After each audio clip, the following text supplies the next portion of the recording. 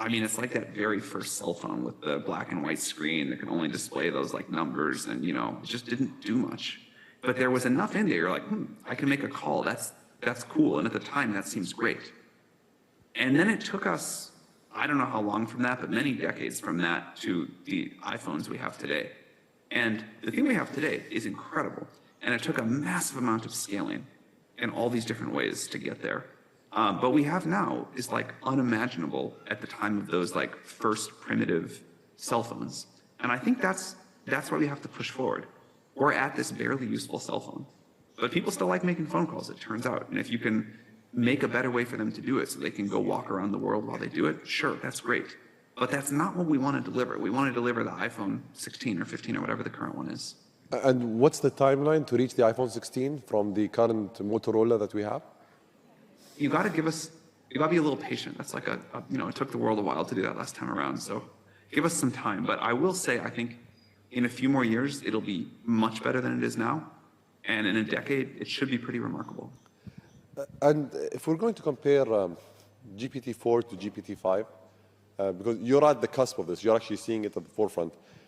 What is the difference? Like, if I'm excited about GPT-5, what should I be excited about? I was sort of laughing a little bit because this is going to sound like an annoying answer, but I think it is the important part. It's going to be smarter. There are all of these other things, we can talk about. It'll be better at these kind of tasks. It'll be multimodal. It'll be faster. Who knows what. But the thing that I think really matters is it's going to be smarter. And this is a bigger deal than it sounds, right? Because what makes these models so magical is that they're general.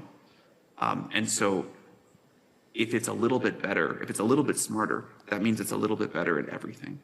And the thing that I think is most exciting is it's not like this model is going to get a little better at this task and not really better at these, or, it's not that. It's because we're going to make the model smarter, it's going to be better at everything across the board. Have you watched the movie Freaky Friday, where these two people switch places? I've heard of it, but I haven't watched it. So the thesis or the idea of the movie was two people switched places. They moved into different bodies, and they lived each other's lives. Let's assume today is Freaky Tuesday, and you become the Minister of Artificial Intelligence of the UAE. If you were going to take one regulatory decision for this country, knowing what you know, seeing what you see, what would you do? Does that mean you have to take my job for a day? I would love to do that, just for a day. You have fun with that. It's not as easy as it looks. No, I know it's very hard, but I'd love to experience it. That'd be great. Anytime you want to switch, I will greatly look forward to that. What I would do, that was a curveball, by the way. No. It's a really thoughtful question. I'm trying to give a thoughtful answer. I think what I would do is try to, and I know you've done some work in this direction, and I really appreciate it, but I would try to find a way to create more of a regulatory sandbox where people could experiment with this technology and be able to figure out sort of like dream, imagine, whatever you want to call it, what the world could look like.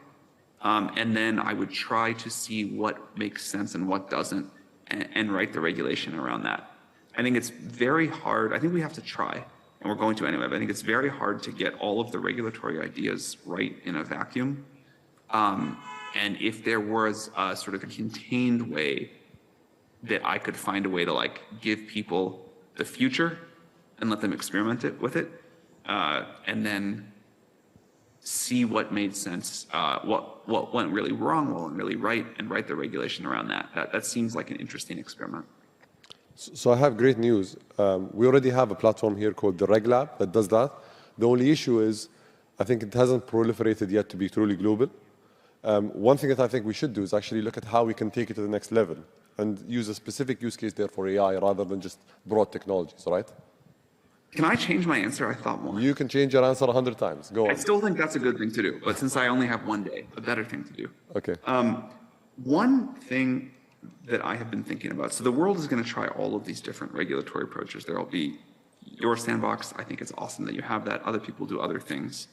But we are going to, and I think that's actually really good, but we are going to need, I believe at some point, some sort of global system. The example that I've given in the past is the IAEA, the International Atomic Energy Agency, for what happens with the most powerful of these systems, because they will have truly global impact. And what sort of auditing, what sort of safety measures do we want in place before you can deploy like a super intelligence or however you want to call an AGI.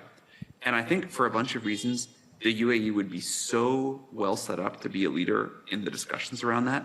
I would like host a one-day conference with leaders from around the world to brainstorm about that. Consider it done. We'll do it. Okay. Thank you. I'd love to come. I'd like to just move on to the regulatory issue. So I remember the first time we had this conversation on artificial intelligence or regulating AI, the dangers, the opportunities was, if I'm not mistaken, was it 2017 that we met in LA when Yes. you hosted that? Or 16. Either 16 or 17, one of those years. And we were having a discussion, and you actually put forward a vision for AI that's going to change the world alongside Elon Musk and a few others. And you also mentioned some of the dangers. There are a lot of efforts today on regulation. There are efforts by the UN, there are efforts by the G20, by the G7, and others. In terms of these efforts, are they hitting the mark, you think? Is there something else that we need to do? We have a lot of people here that represent international organizations and that represent governments.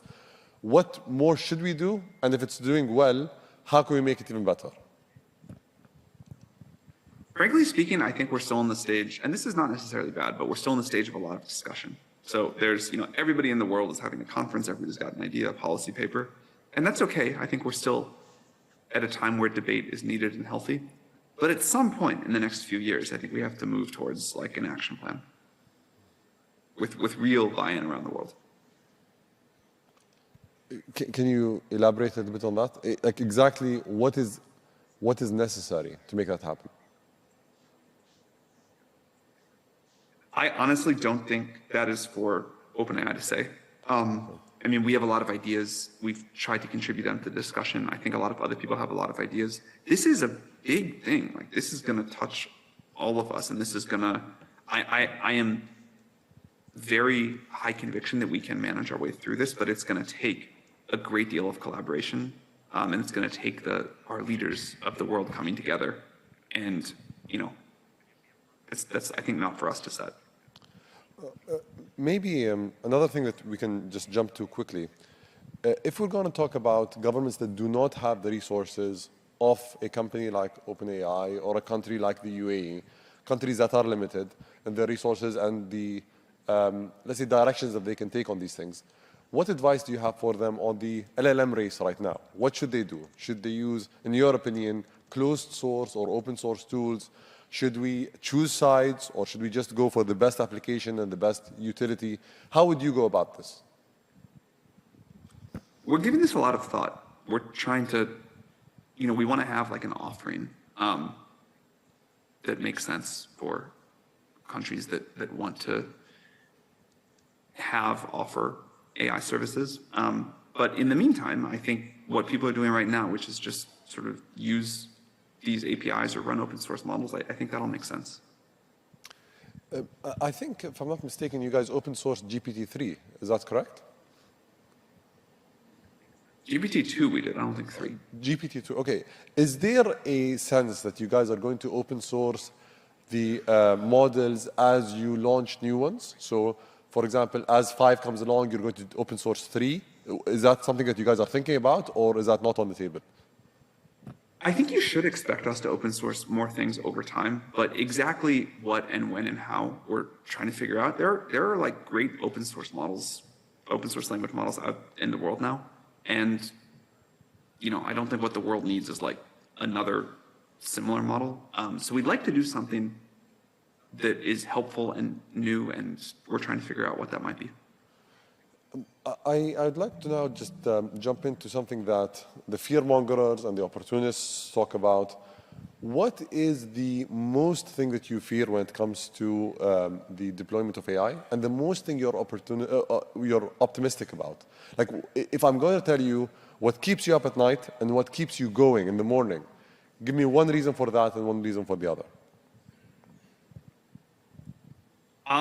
The keep up at night is easy. It's all of the sci-fi stuff. I think sci-fi writers are a very smart bunch. And in the decades of sci-fi about AI, there have been unbelievably creative ways to imagine that how this can go wrong. And I think most of them are like comical, but there's some things in there that are easy to imagine where things really go wrong. And I'm not that interested in like the killer robots walking down the street direction of things going wrong. I'm much more interested in the like very subtle societal misalignments where we just have these systems out in society and through no particular ill intention, things just go horribly wrong.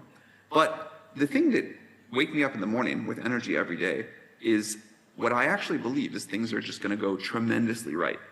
We gotta work hard to mitigate all of the downside cases. They are, I think, very significant and real potentials to confront.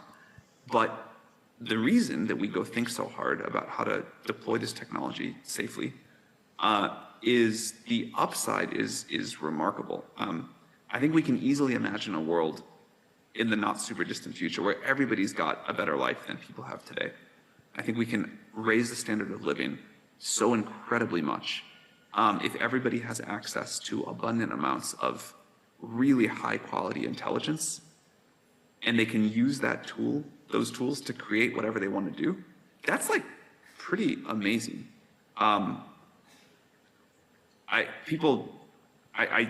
This is like kind of how I think about it, but people are like, oh, that doesn't make any sense. I'm going to say it anyway. If you think about everybody on Earth getting the resources of a company of like hundreds of thousands of really competent people, and what that would do, if you have like an AI programmer, AI lawyer, AI marketer, AI strategist, and not just one of those, but many of each, and you get to sort of like decide how to use that to kind of create whatever you want to create, we're all going to get a lot of great stuff. The creative power of humanity with tools like that should be remarkable. So that's, I think, what gets us all up every morning. My final question.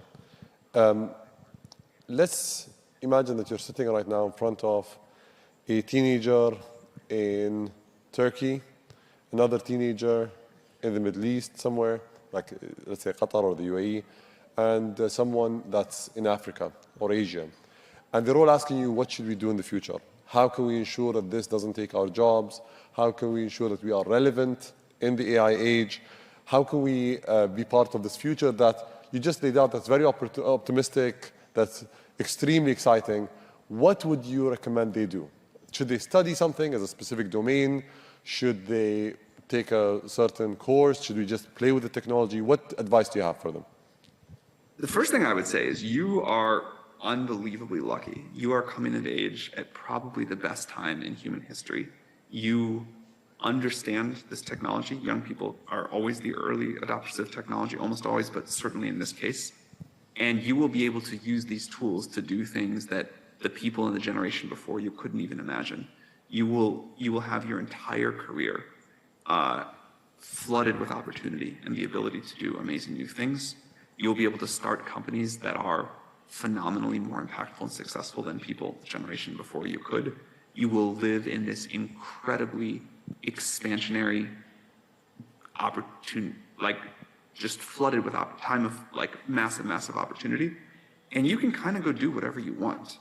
I think the ground under us all is shifting, the rules are changing, but the amount of value that'll be created and the ability for an individual to create a vision and will, it's a great time.